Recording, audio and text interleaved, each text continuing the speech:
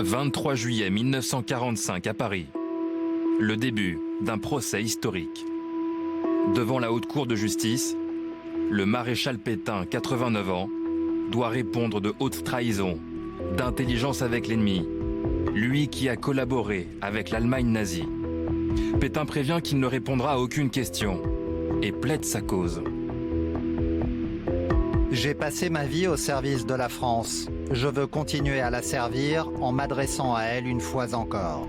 Qu'elle se souvienne, j'ai amené ces armées à la victoire en 1918, je n'ai cessé de me consacrer à elle, j'ai répondu à tous ses appels, quel que fussent mon âge et ma fatigue.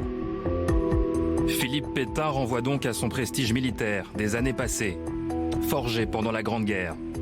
À la bataille de Verdun, Pétain réorganise habilement ses troupes et construit avec pragmatisme la victoire face aux Allemands. C'est aussi lui qui redresse une armée française en crise, minée par les mutineries de 1917. Philippe Pétain fait régner la discipline.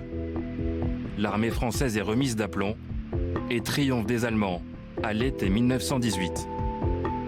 Le 11 novembre, Pétain devient maréchal de France. Mai 1940, les Allemands sont de retour. Leur Panzer réalise une percée dans les Ardennes. Pétain, le héros de Verdun, est appelé à la rescousse. Pour jouer un rôle politique, il est nommé vice-président du Conseil. Mais l'avancée allemande paraît inarrêtable. La population fuit massivement.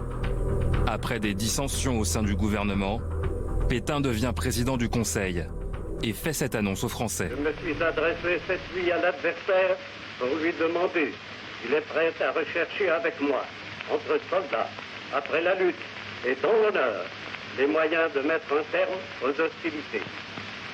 Que tous les Français se groupent autour du gouvernement que je préside pendant ces heures, pendant ces dures épreuves, et fassent taire leur angoisse pour n'obéir qu'à leur foi dans le dessein de la patrie.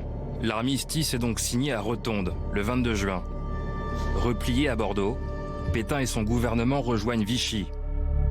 Le maréchal obtient les pleins pouvoirs. Une nouvelle constitution est promulguée.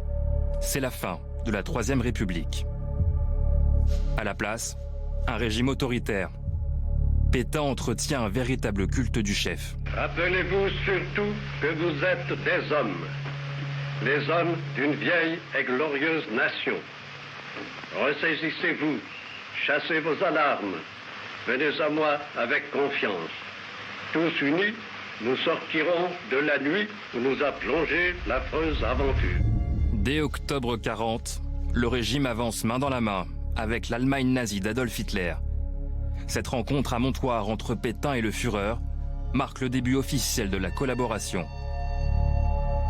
Dans cette France de Vichy, les élections sont supprimées, les centrales syndicales dissoutes, les opposants sont identifiés. Ils sont communistes, francs-maçons, juifs.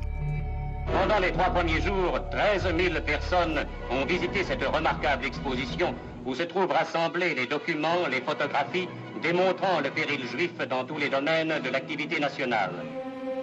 Les juifs ne sont pas seulement caricaturés, ils sont discriminés sur la base d'une loi. Les rafles se multiplient, les juifs sont livrés à l'occupant nazi, qui s'effondre finalement à l'été 44.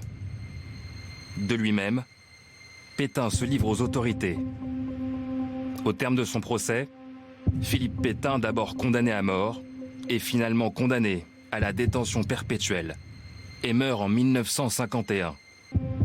Une tombe fleurie qui rappelle ce paradoxe troublant d'un homme à la fois glorifié et détesté.